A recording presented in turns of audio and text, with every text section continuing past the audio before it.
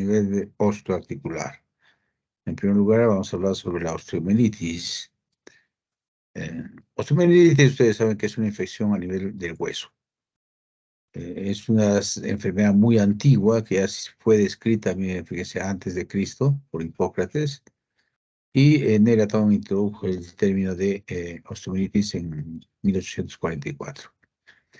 Podemos clasificar así por el tiempo transcurrido de las lesiones como agudas, subagudas y crónicas.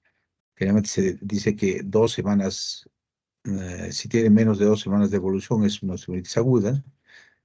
Si está entre 2 y 3 semanas, subaguda, y más de 3 semanas, crónica.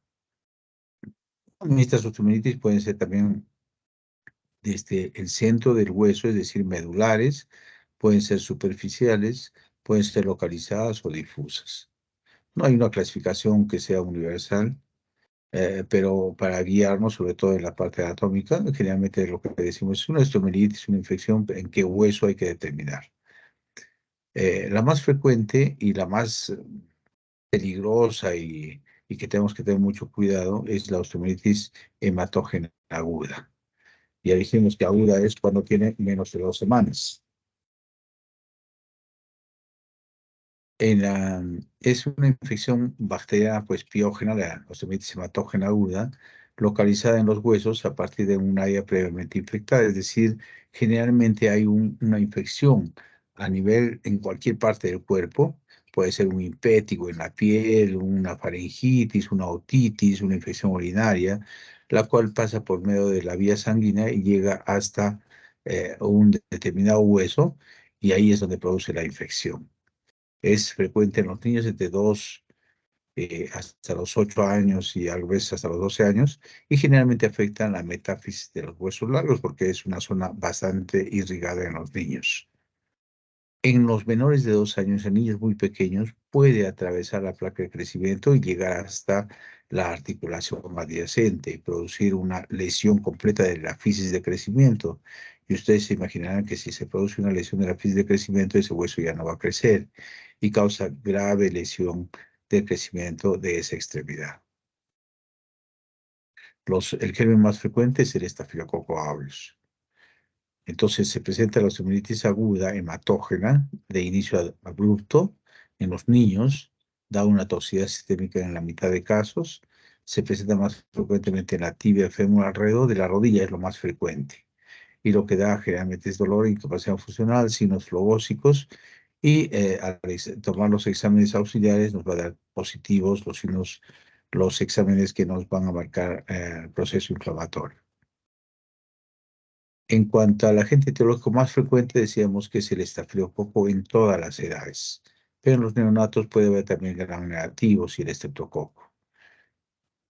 O puede haber menos frecuentemente el Haemophilus influenza, Pseudomonas, y en los adolescentes puede prestarse también el gonococo. En este último trabajo de Estados Unidos se presenta como el más frecuente, entre el 43 al 63%, el Staphylococcus aureus. Y también presenta, fíjense, con un gran porcentaje, hasta 47%, la Klebsiella quincay. La osteomielitis aguda se presenta, ya dijimos, alrededor de la rodilla en la mayor parte de casos, es decir, en la tibia proximal o en el fémur distal. Puede prestarse en cualquiera de los huesos en realidad, pero en frecuencia es más frecuente alrededor de la rodilla. Las vías de infección de una osteomielitis pueden ser de lo que estamos hablando, por vía hematógena, dijimos, que es más frecuente en los niños y en los huesos largos, o puede ser también por vía directa. Por ejemplo, en las fracturas expuestas. Si hay una fractura expuesta, pues los gérmenes ingresan directamente por esa herida y producen infección en el hueso. O también puede ser por continuidad. Si es que hay una celulitis, por ejemplo, a nivel de piel, esta puede ingresar, penetrar hasta el hueso y producir una osteomielitis. O cuando hay una insuficiencia vascular, por ejemplo, en la diabetes, ¿no? Que fácilmente pueden ingresar los gérmenes hasta el hueso. En esto me voy a detener un poquito porque es importante la patogenia de la osteomielitis aguda hematógena. ¿Qué es lo que pasa? Dijimos que en cuanto a la anatomía de los huesos metafisiales, en la metáfisis de los huesos largos alrededor de la rodilla, Este es un ejemplo, por ejemplo, de la parte proximal de tibia. En la parte metafisiaria se encuentra el cartílago de crecimiento. Esto que se ve en azul es el cartílago de crecimiento. En esta zona hay una gran irrigación sanguínea y la circulación se hace muy lenta y tortuosa. Y entonces, cuando hay una infección en cualquier otro lugar, los gérmenes pasan por vía hemática hacia una bacteriemia y al llegar a esta zona se detiene los gérmenes y comienzan a multiplicarse, porque la circulación es muy lenta y muy tortuosa. Se quedan los gérmenes y hacen un, un microabsceso en primer lugar. Se multiplican y hacen un microabsceso, destruyendo el hueso. Este microabsceso va creciendo poco a poco y va destruyendo el hueso, va a producir mucho dolor y al destruir el hueso y al producirse la secreción purulenta a presión causa mucho dolor y con los días va a producir los gérmenes van a pasar a través de los conductos de Boltzmann del hueso, se acuerdan, en la cortical, atraviesan estos y van a pasar hasta la parte externa. Y en la parte externa ustedes saben que el hueso está recubierto por el periósteo. Entonces, este periósteo va a ser levantado. El periósteo es una capa muy gruesa en los niños. Entonces, al atravesar los gérmenes, producen un absceso primero dentro de la metáfisis, un absceso metafisiario, y luego al pasar los gérmenes, llegan hasta la región superióstica, produciendo un absceso superióstico. Este absceso superióstico, al crecer, va a producir y dejar aislado un fragmento de hueso, de cortical. Entonces va a haber absceso dentro y absceso fuera, y este hueso cortical se va a deteriorar, se va a morir, se va a producir una isquemia y se va a morir. A esto le denominamos secuestro óseo.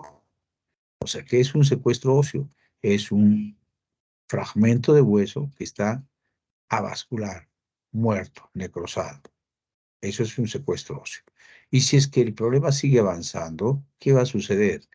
En este absceso superióstico, el periósteo, ustedes saben que es una membrana neoproliferativa muy fuerte, en la cual antes de que lo perfore y de que crezca mucho este absceso, el periósteo va a tratar de formar nuevo hueso, va a tratar de formar nuevo hueso alrededor para tratar de proteger a ese hueso.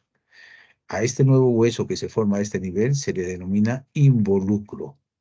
Involucro. Entonces, dos términos que son muy importantes en la osteomelitis, en la fisiopatología. El secuestro óseo, que es un hueso muerto que se queda metido entre el absceso metafisial y el absceso superióstico, y el involucro óseo, que es el nuevo hueso que está formándose por fuera de este absceso superióstico a nivel del periósteo. Y finalmente, cuando avanza el proceso, pues destruye a este involucro y forma una fístula y sale hacia afuera, ¿no? Sale hacia afuera y se drena el absceso. Esa es más o menos la historia natural de la enfermedad. Acá tenemos algún otro ejemplo en el cual se forma primero el absceso metafisiario, pero este absceso metafisiario puede generalmente, lo más frecuente es que salga hacia afuera en el absceso superióstico y que fistulice hacia afuera, ¿no? Pero también puede introducirse adentro en la rodilla. Imagínense que la cápsula articular está hacia abajo, puede atravesar la cápsula articular, llegar a la articulación y producir también una artritis séptica. Y en este caso se denomina artromielitis, es decir, una artritis o una osteomielitis. Pero también algunas veces no solamente sale hacia la articulación o sale hacia el absceso superióstico, sino también puede meterse hacia abajo, hacia el canal medular. Y si es que se introduce el canal medular, va a llegar a todo el hueso, por todo el canal medular. Y a eso se le llama pan-osteomielitis. O sea, todo el hueso está inflamado, todo el hueso está infectado. ¿Qué vamos a encontrar en estos casos? Vamos a encontrar un cuadro clínico con malestar general, escalofríos, fiebre, es decir, el paciente se va a sentir que tiene un proceso infeccioso, ¿no? Pero va a tener dolor localizado a nivel del foco infeccioso, es decir, a nivel de generalmente la metáfisis proximal de la tibia, es lo más frecuente. En los neonatos que no hablan todavía, entonces se quejan, solamente lloran, y se puede producir una pseudoparálisis. Por el dolor se produce una pseudoparálisis de esa extremidad. Y dolor al movimiento, en el 50% de casos a veces ni siquiera se presenta fiebre. Entonces, lo que vamos a examinar es si es que hay edema, eritema, aumento de calor, ¿no? En la zona signos flogósicos, tratando de pensar de que puede ser una osteomielitis. El diagnóstico se hace por la sospecha clínica de lo que estamos viendo en el paciente y algunos exámenes de laboratorio que se pueden tomar, que son inespecíficos, por ejemplo, la segmentación o la PCR, pueden ayudarnos, ¿no? La procalcitonina también, pero son inespecíficos, como todos sabemos. La radiografía nos puede ayudar, generalmente en los primeros 2 a 3 semanas no nos ayuda. Lo único que vamos a poder ver es un aumento de volumen de las partes blandas. La ecografía, pues depende mucho del ecografista. Si es que es una persona que tiene experiencia, el ecografista, pues nos puede ayudar y nos puede decir de que está formándose el absceso superióstico, ¿no? Pero eso ya es cuando está un poco avanzado. Para hacer un diagnóstico precoz, lo que sí nos puede ayudar es la gamografía. La gamografía para ver si es que hay un foco caliente en la zona metafisial y la resonancia también, la resonancia magnética. La tomografía no tanto. Entonces, una radiografía no nos ayuda mucho, nos podemos ver solamente aumento de volumen de las partes blandas. La ecografía no nos ayuda tampoco mucho, depende del ecografista. La resonancia magnética sí nos puede ayudar, es muy sensible para poder determinar si es que hay un proceso inflamatorio o infeccioso a nivel del hueso. Vamos a ver un edema anormal de la médula ósea en los primeros días de presentar el cuadro. La tomografía nos ayuda si es que hay ya una destrucción ósea, una destrucción lítica ósea, nos puede ayudar la tomografía y eso ya decía cuando ya ha pasado ya más de 1 o 2 semanas del cuadro clínico. En cambio, la resonancia sí nos puede ayudar desde el inicio, en los primeros días. La mamografía ya dijimos que nos puede ayudar también, pero en todo caso es mucho mejor la resonancia y menos invasivo, ¿no?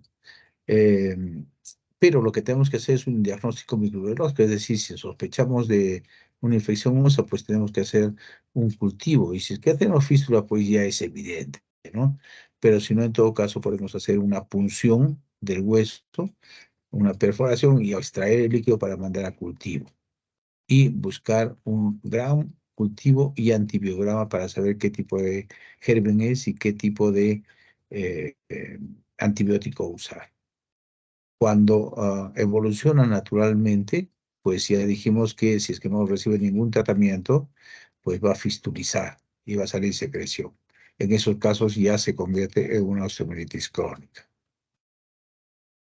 ¿Y qué es lo que se va a producir en osteomielitis crónica? Dijimos, hay un deterioro por el involucro que se forma, se deforma el hueso, como van a ver en una osteomielitis crónica, como se ve aquí en las radiografías, se deforma completamente por el involucro y se va a presentar secuestros. Aquí se ve donde se ve la flecha en la imagen central, unas flechitas negras, ese es el secuestro óseo. Lo blanquito que está en una cavidad, se presenta el secuestro óseo.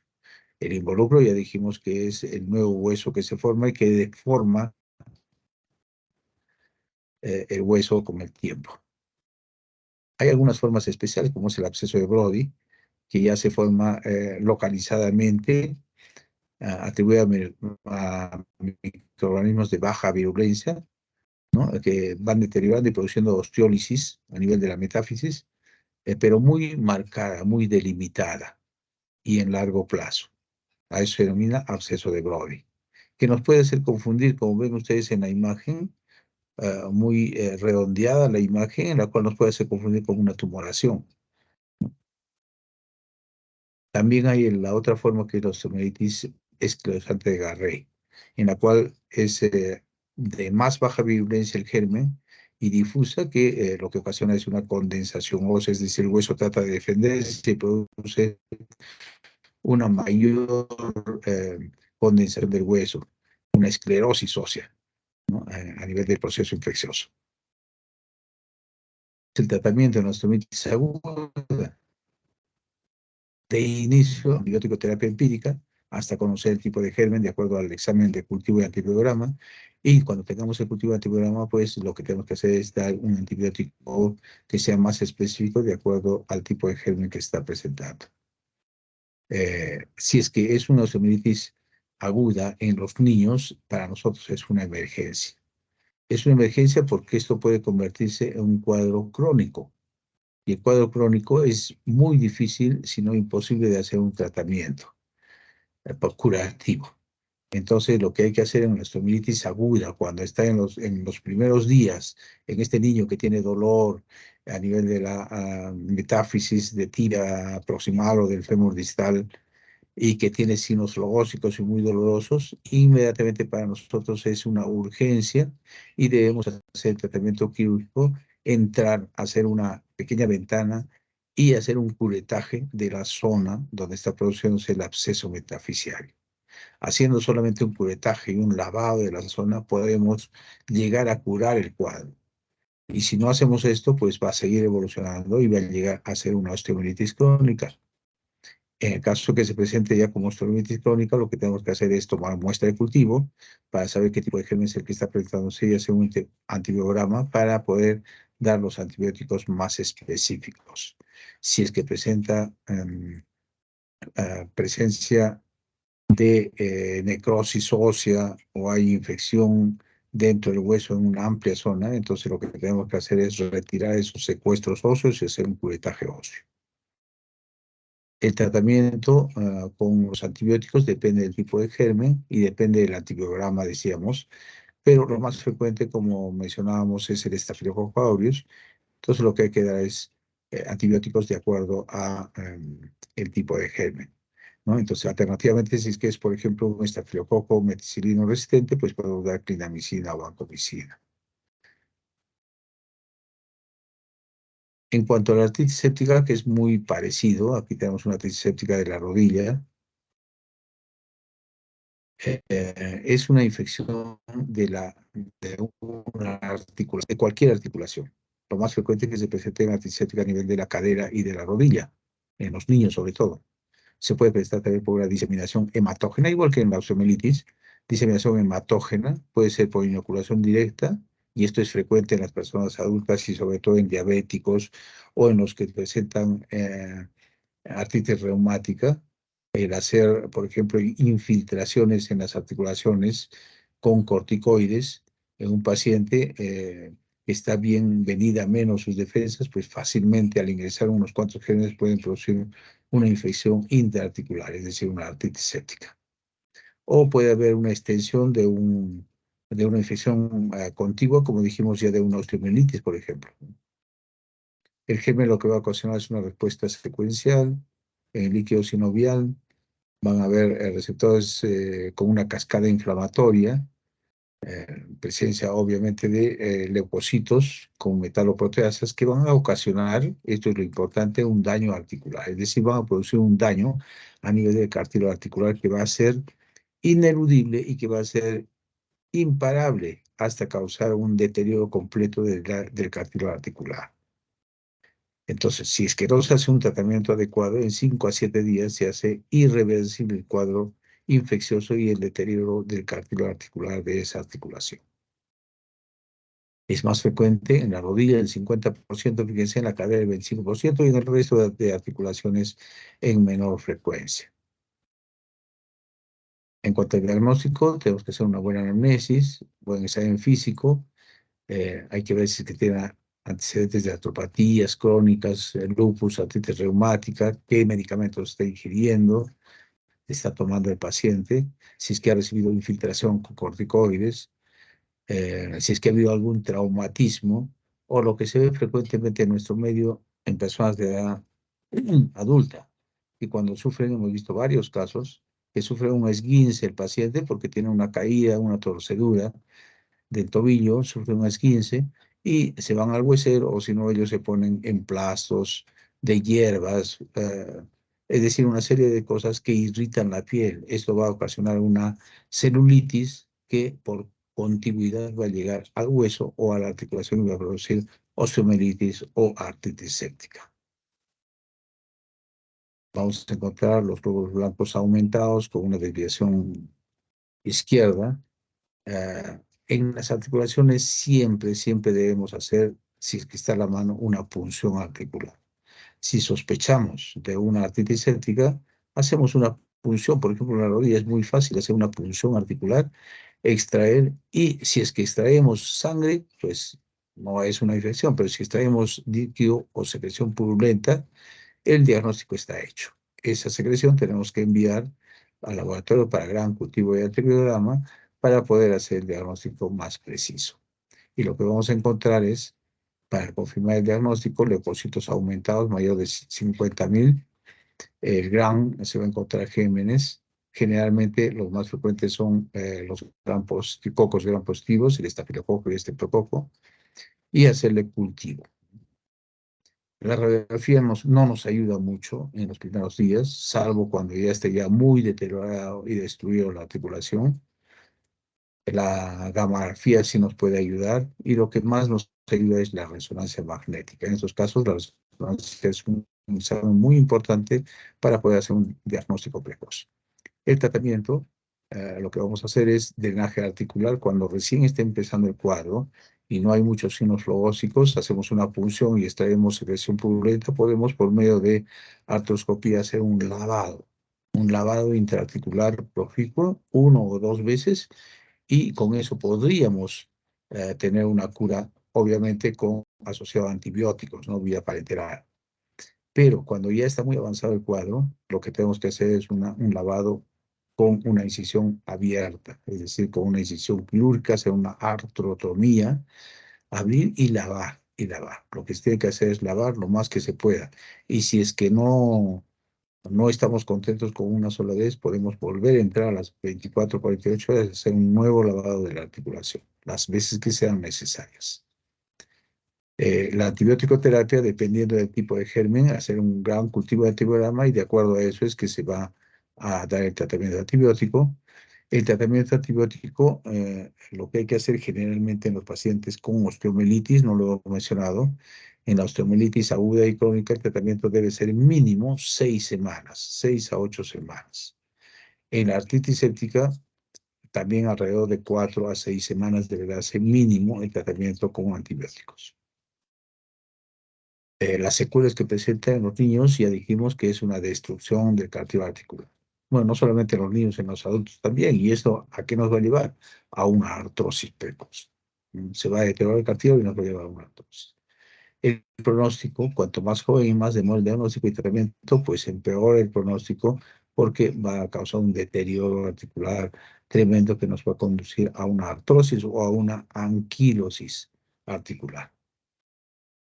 Como conclusión, entonces, ante la sospecha de una artritis séptica, debemos hacer una punción articular y mandar al laboratorio para hacer una evaluación de gran cultivo de antibiograma. Dar un tratamiento antibiótico precoz, pensando que los genes más frecuentes son los cocos gram positivos, y tomar en cuenta que es un cuadro muy agresivo en los niños. Bueno, recuerdo de las clases que hemos hecho en los últimos 3 años vía virtual. Bueno, y finalmente vamos a hablar sobre la tuberculosis osteoarticular. Es otra infección, pero más específicas por el germen que es conocido ya por ustedes, que es el Mycobacterium tuberculoso, que generalmente causa pues un problema la mayor parte de veces a nivel pulmonar. Pero ustedes saben que el Mycobacterium no solamente afecta a los pulmones, sino también hay infecciones extrapulmonares y puede afectar cualquier parte del cuerpo.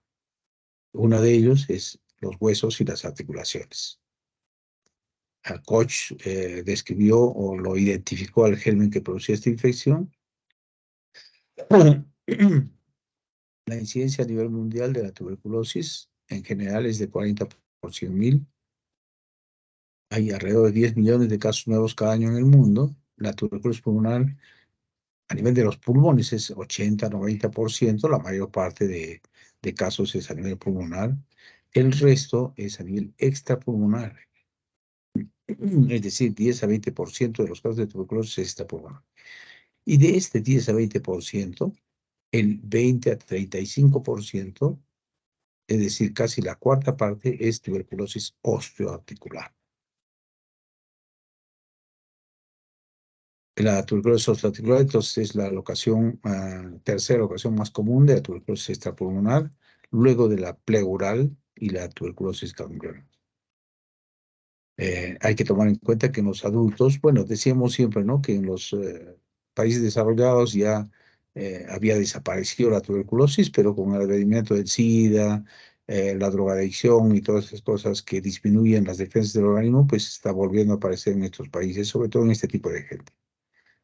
En los países desarrollados, pues se presenta en personas adultas, mayores de 50 años, y en nuestros países subdesarrollados, pues alrededor de los 30, personas muy jóvenes. En el año 2000 teníamos, fíjense en este mapa mundial de incidencia de tuberculosis, en el Perú era de alrededor de 100 a 300 por 100.000 habitantes, 100 a 300 en el año 2000. En el 2012, 50 a 149, bajamos de incidencia, estábamos mucho mejor. En el año 2016, 100 a 199 por 100.000. Y en el año 2019, 100 a 199. O sea que en los últimos 20 años prácticamente nos hemos mantenido con la misma incidencia, no bajamos la incidencia de tuberculosis en general. Las vías de infección de la tuberculosis son por vía hematógena, la mayor parte de veces, desde un foco pulmonar primario activo, aunque generalmente estos están activos bacteriológicamente, pero puede estar inactivo clínicamente. Es decir, vamos a encontrar que en la mitad de casos el paciente no tiene ninguna sintomatología pulmonar y se le toma su radiografía de pulmones y está completamente normal. Solamente en la mitad de casos, alrededor del 50%, vamos a encontrar que sí tiene antecedentes o tiene problemas pulmonares activos. En cuanto a la fisiopatología, el bacilo de Koch se ubica en el tejido subsinovial linfoideo de las articulaciones, es decir, en la membrana sinovial, y ahí es donde produce en primer lugar la infección. En la membrana sinovial produce una sinovitis tuberculosa. En los niños esta fase sinovial es duradera, lenta, en cambio en los adultos es mucho más agresiva y destruye no solamente la sinovial, sino también el cartílago articular. Entonces, hay dos formas evolutivas de la sinovitis tuberculosa. Hay una forma granulosa y hay una forma gaseosa. ¿De qué va a depender? Del grado de virulencia del bacilo, del estado inmunitario del paciente principalmente, lo que también tiene que ver pues con el estado nutricional, la medicación corticoides, es decir, del estado inmunitario del paciente y de la virulencia del bacilo. Entonces, la forma granulosa es aquella en la cual hay una exudación fibrinosa, dice que el cartílago infiltrándose en el hueso esponjoso subcondural, produciendo destrucción, lisis, formando unos cuerpos, o sea, destruye el cartílago formando unos cuerpos riciformes, como granos de arroz. Vamos a encontrar como deterioro del cartílago y entonces el cartílago va a caer dentro de la articulación como pequeños granos de arroz que van a estar libres en la cavidad. Esto se va a ver como en el cartílago articular como caries en sacalocado. En cambio, la forma gaseosa es una forma mucho más agresiva. En estos casos hay un deterioro rápido del cartílago articular, lo que va a formar lo que se denomina el calcium. Es decir, va como leche cortada. Cuando abrimos y encontramos esta secreción, este contenido como leche cortada, es tuberculosis con toda seguridad en la forma gaseosa. Más frecuente en adultos, lleva rápidamente a la destrucción articular y generalmente es porque su estado inmunitario del paciente está muy venido a menos. Entonces, la tuberculosis subarticular se presenta a cualquier edad. En realidad puede presentarse entre los niños hasta los ancianos, pero es más frecuente entre los 5 y 25 años. Las articulaciones más frecuentemente comprometidas son, en cuanto a articulaciones, las grandes articulaciones, la cadera y la rodilla, pero también es frecuente a nivel de la columna. En cuanto a huesos, es el más frecuentemente afectado a nivel de la columna, produciendo una espondilitis tuberculosa o denominada también mal de Pott. Siempre que tengamos una osteomielitis, una tuberculosis osteoarticular, va a ser secundaria. Y secundaria que a un foco primario que tenemos que buscarlo. Pero a veces este foco primario no se llega a encontrar. Como le decía, en la mitad de casos no hay un foco pulmonar activo. Y entonces, por más que buscamos con vaciloscopía, buscamos con radiografía y con otros exámenes, no vamos a encontrar el foco primario. Pero lo que siempre se produce es como una infección secundaria a nivel de los huesos y articulaciones. ¿Qué es lo que produce a nivel de hueso y articulaciones? Es un proceso lítico, destructivo, con muy poca tendencia a la neoformación del hueso. Lo que se produce es una fibrosis a este nivel. Si es en una articulación, lo que va a producir finalmente es una anquilosis fibrosa. Anquilosis es la fusión de una articulación. A eso se denomina anquilosis. Es decir, cuando el deterioro es muy grande a nivel de la articulación por esta infección tuberculosa, lo destruye tanto que se va a formar tejido fibroso como reparación. Y ese tejido fibroso al final va a hacer de que se pegue la articulación y ya no se mueva. A eso se denomina anquilosis fibrosa. Al final puede llegar a producir fístulas por donde va a drenar eh, el calcio, ¿no? Que es lo característico en la infección tuberculosa. Cuando se producen abscesos, no tienen las características de un absceso bacteriano. Estos signos flogósicos, la tetra de Celsius, ¿se acuerdan ustedes?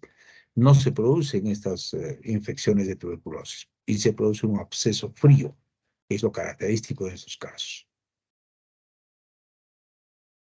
El proceso inflamatorio, entonces, articular crónico es de evolución lenta. La sintomatología es insidiosa, poco florida, alguna vez asintomática, pero va aumentando con el tiempo, produciendo dolor, aumento de volumen y muchas veces debutan con fístulas. Entonces, inicialmente va a haber dolor articular, impotencia funcional, contractura muscular, que muchas veces el paciente deja por desapercibido. O sea, dice, bueno, no le hace mucho caso a ese pequeño dolor que se va incrementando con las semanas y con los meses. Generalmente pasan 3, 4, 5 meses y el paciente pues cada vez tiene un poco más de molestias y se va acostumbrando a esas molestias.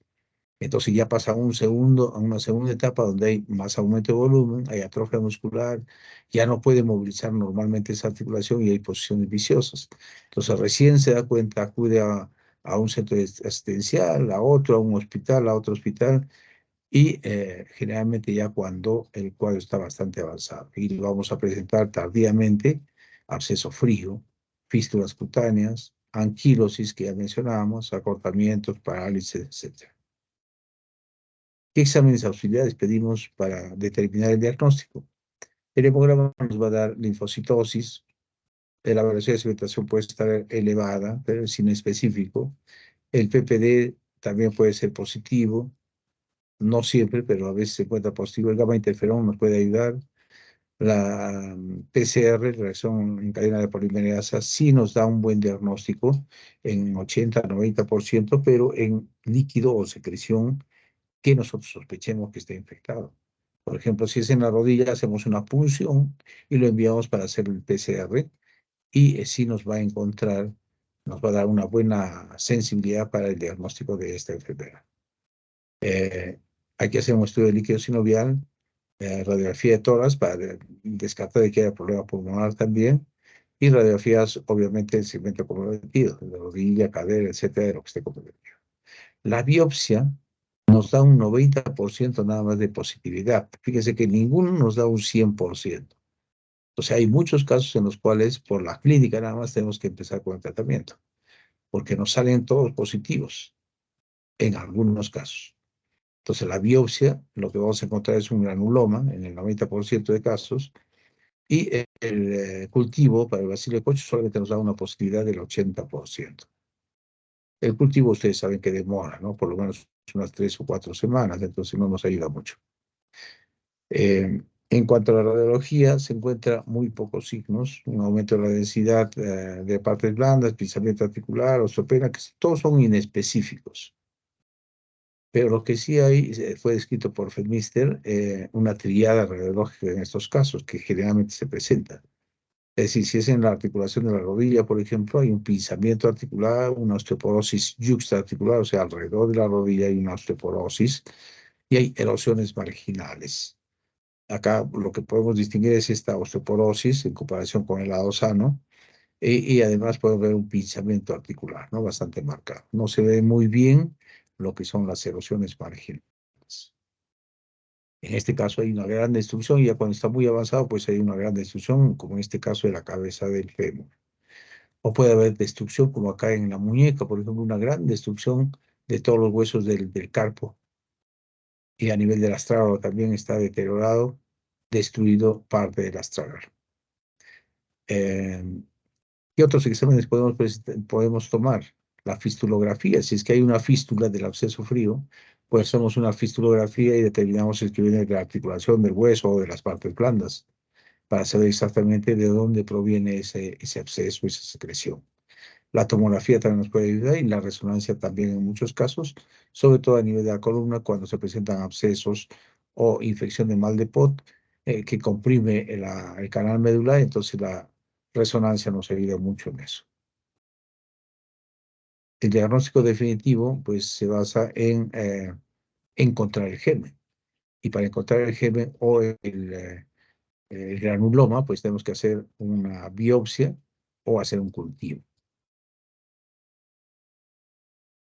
Entonces, la artritis tuberculosa corresponde a una ubicación localizada de una enfermedad general, que es la enfermedad de tuberculosis. Ya dijimos que es secundaria generalmente la osteoartritis tuberculosa. ¿Cuál es el tratamiento? Generalmente lo que hay que hacer es reposo, una alimentación balanceada e hiperproteica, es decir, mejorarle las defensas de esa persona, de ese paciente. Inmovilizar la extremidad afectada por 2 a 3 meses. El tratamiento de otras patologías generalmente están venidos a menos los pacientes porque son alcohólicos o tienen diabetes o tienen SIDA o alguna otra patología. Dar una antibiótico terapia específica con los medicamentos para la tuberculosis. Sabemos que hay un esquema para la tuberculosis que ustedes lo conocen. Y en algunos casos, pues hacer el tratamiento quirúrgico. El tratamiento para la tuberculosis ustedes lo conocen. Hay esquema para el tratamiento de tuberculosis pulmonar y extrapulmonar. En este caso, el esquema para el tratamiento de la tuberculosis extrapulmonar con compromiso del sistema nervioso central u osteoarticular, así se menciona. Es en 2 fases durante un año. La primera fase 2 meses y la segunda fase 10 meses. La primera fase se hace con 4 drogas y la segunda fase con 2 drogas. Eso ustedes lo conocen también. En menores de 15 años, de igual forma, están las dosis por kilo de peso. Y el tratamiento quirúrgico, ¿en qué casos se realiza? Lo que hay que hacer es, en estos casos, cuando hay un gran deterioro del hueso o de la articulación, pues hay que hacer una limpieza quirúrgica, más fistulectomía, si es que hay fístula. Fistulectomía significa retirar, sacar esa fístula quirúrgicamente. Desbridación de abscesos fríos, sinovectomía si es que está en la articulación, curetajes óseos más irrigación continua. En algunos casos, ya cuando hay un gran deterioro, lo que se puede hacer es una artrodesis. Ustedes dirán, en un gran deterioro del cartílago articular en una articulación, podríamos colocar una prótesis. Las prótesis en realidad están contraindicadas cuando hay un proceso infeccioso. Infeccioso agudo por gérmenes comunes, imposible, no se debe colocar. Pero en este caso es un proceso infeccioso crónico, generalmente por la tuberculosis. Entonces, hay mucha gente que coloca, luego de dar un tratamiento específico para la tuberculosis, 2 o 3 meses y puede colocar una prótesis. Hay algunos estudios que están haciendo en tuberculosis que se puede colocar estas prótesis o artroplastías. Pero en general hay que tener mucho cuidado porque puede reactivarse el cuadro con la prótesis que se ha colocado y es mucho más complicado hacer el tratamiento luego de la artroplastía. Acá tenemos algunos casos, una mujer de 48 años con una TBC pulmonar y una TBC de la rodilla derecha. Si ustedes se fijan, fíjense cómo está aumentado el volumen en la rodilla derecha, pero a esta paciente, antes de que le diagnostiquen la tuberculosis pulmonar, tenía dolor en la rodilla, o sea, debutó con el problema de la rodilla. Y le hicieron punciones y infiltraciones, porque fue al reumatólogo y le dijo, "Bueno, esto puede ser una artritis reumática, el proceso inflamatorio monoarticular, así que hay que hacer infiltración", y le hizo infiltraciones con corticoides en 3 oportunidades. Y obviamente que esto incrementó mucho más el proceso infeccioso. Entonces, cuando vino al hospital, tenía esta movilidad. Fíjense, hay una buena movilidad. A pesar de que está aumentado el volumen, tenía una buena movilidad, más o menos de 100, 110 grados. Y en la sonografía no se veía todavía mucho pinzamiento, no se veía mucho deterioro del cartílago articular. Entonces, esta paciente recibió tratamiento solamente con tubérculos tácticos, es decir, con el tratamiento del esquema para la tuberculosis, y no recibió ningún tratamiento más y su evolución fue favorable en ese caso. Esta es otra paciente de 26 años que tiene tiempo de enfermedad de 8 meses. Tenía dolor en la cadera derecha y fue a hacerse ver a un centro asistencial, a una posta, después fue donde un médico particular, persistía con el dolor, le indicaban tratamiento con antiinflamatorios, le tomaban radiografía, no se veía nada, y así acudió a muchos centros asistenciales y cada vez aumentaba mucho más, hasta que llegó al hospital y ya llegó ya caminando con muletas. Fíjense su cadera izquierda, como moviliza muy bien, y la cadera derecha llega solamente hasta 30, 40 grados nada más de flexión. Tenía dolor y dificultad para la movilización. Se le toma esta radiografía de la pelvis con caderas y se ve que en su cadera derecha, fíjense, hay como un sacabocado a nivel del acetábulo. Hay un pinzamiento articular en comparación con el otro lado y hay un sacabocado. Entonces ya había una sospecha ahí. Le tomamos una tomografía y fíjense, se ve una cavidad. Y aquí se ve mucho más el pinzamiento articular. Ya no hay nada de cartílago. Está deteriorado el cartílago y hay un sacabocado ahí, una cavidad. No solamente a nivel del acetábulo, sino también a nivel de la cabeza del fémur, ¿no? Hay un deterioro ahí. Y de igual forma, hay un pinzamiento. En los otros cortes transversales se ve un deterioro de la cabeza. Y este paciente con un tratamiento específico para la tuberculosis se terminó en una artrodesis, es decir, una fijación de la articulación de la cadera.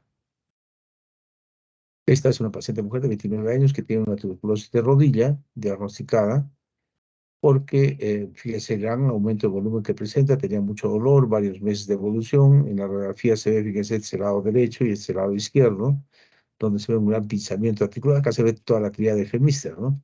Se ve el pinzamiento, la osteoporosis eh, alrededor de la articulación y el deterioro a nivel de sacabocados a nivel del fémur. Se le toma radiografía de pulmones y se encuentra una tuberculosis biliar, una tuberculosis pulmonar biliar. Inmediatamente se le da el tratamiento antibiótico y para la rodilla, como ya estaba muy deteriorada, pues terminó en una artrodesis también. Con un fijador externo se hizo una artrodesis y a las pocas semanas ya la paciente está caminando con su fijador externo, se le colocó un fijador externo y para comenzar a movilizarse la paciente. Muy bien, con esto terminamos entonces. Lo que sí me ha faltado por el tiempo, por lo primero del tiempo, hablar mucho más respecto al mal de Pot. Yo le voy a pasar al delegado un artículo sobre el mal de Pot, que es importante que lo conozcan porque tiene relativa frecuencia también en nuestro medio. Lo revisan que esto también va a entrar al examen, ¿no? El mal de Pot. Muy bien. ¿Alguna pregunta?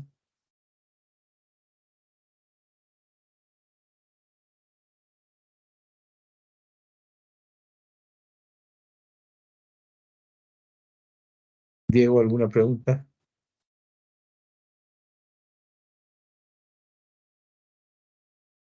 Bueno, hay mucha gente seguramente que está muy cansada y se han ido a dormir, pero supongo que lo han grabado, entonces lo pueden revisar en cualquier momento en la clase teórica.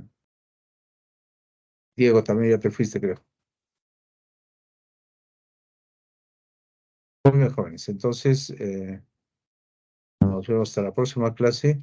Ya la próxima semana prácticamente ya se termina el curso, o sea que hay que ir pensando también en el tercer examen. Las notas del primer examen, este fin de semana los voy a pasar, ya tengo ya las notas corregidas con lo que hemos quedado.